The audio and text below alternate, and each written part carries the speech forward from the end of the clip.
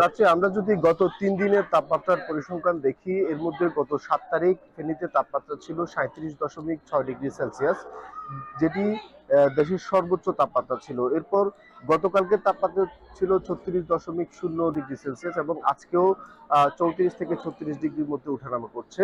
এই তাপমাত্রার কারণে ফেনীতে কিন্তু যে গরম, সেই পরিস্থিতি অসহনীয় আকার ধারণ করেছে, যার ফলশ্রুতিতে একদম শিশু থেকে বৃদ্ধ সব শ্রেণীর মানুষ কিন্তু ডায়রিয়া, জ্বর, সর্দি সহ বিভিন্ন ধরনের রোগে আক্রান্ত হচ্ছে। আমরা আজকে ফেনী সদর হাসপাতালে সকাল থেকে এসে যেটি দেখেছি যে হাসপাতালে ২৫০ শয্যা রয়েছে হাসপাতালটিতে, কিন্তু রোগী ভর্তি রয়েছে ৫৫০ থেকে ৬০০ রোগী। অর্থাৎ যেটি বলা যায় যে রোগী যে হাসপাতালে ভর্তির যে সংখ্যা, সেটি কিন্তু দ্বিগুণেরও বেশি রয়েছে।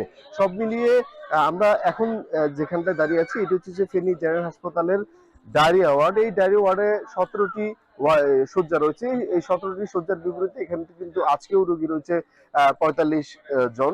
আমরা কথা বলেছি চিকিৎসকদের সাথে। চিকিৎসকরা আমাদেরকে যেমনটি জানিয়েছেন যে হঠাৎ করেই অতিরিক্ত যে গরমের কারণে কিন্তু শিশুদের মধ্যে ডায়রিয়া এবং অন্যান্য রোগ ছড়িয়ে পড়ছে। এছাড়াও কিন্তু জ্বর, সর্দি এবং কাশি, অন্যান্য যেসব রোগ রয়েছে সেসব ছড়িয়ে পড়েছে। চিকিৎসকরা যেটি বলছেন যে অতিরিক্ত যেসব রোগী, যার কারণে তারা কিন্তু চিকিৎসা দিতে হিমশিম খেতে হচ্ছে। অপরদিকে রোগীরা যারা, তারা যেমনটি বলছেন যে সরকারি হাসপাতালগুলোতে ভর্তি হয়ে তাদের যে সেবা পাওয়ার কথা, সেই ধরনের কাঙ্ক্ষিত সেবা কিন্তু তারা পাচ্ছে না। সারাদিনে একবার কোনো রকমের চিকিৎসকের দেখা পেলেও আর কিন্তু চিকিৎসকের দেখা তেমনটি পাচ্ছেন না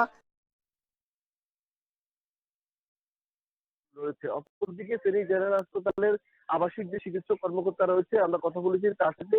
তিনি আমাদেরকে যেমনটি জানিয়েছেন যে হাসপাতালের পক্ষ থেকে, সরকারি পক্ষ থেকে যতটুকু সুযোগ সুবিধা দেওয়ার কথা, তারা কিন্তু সেই সুযোগ সুবিধা দিয়ে রোগীদের পাশে রয়েছেন এবং তারা কিন্তু সেই সুযোগ সুবিধা দিয়ে রোগীদের পাশে রয়েছেন এবং ডাক্তাররা যেসব চিকিৎসক রয়েছেন, চিকিৎসকরা আমাদেরকে যেটি বলেছেন যে এই হঠাৎ করে যে অতিরিক্ত গরম, এই অতিরিক্ত গরম থেকে যদি একটু বাড়তি সচেতনতা এবং শিশুদেরকে যদি একটু বাড়তি সচেতন ভাবে রাখা যায়, তাহলে কিন্তু তারা বিশেষ করে শিশুরা এবং বৃদ্ধরা এইসব রোগ থেকে রেহাই পাবে। তো এই ছিল ফেনী জেনারেল হাসপাতাল থেকে আমাদের কাছে আজকের ফেনীর খবরের সর্বশেষ।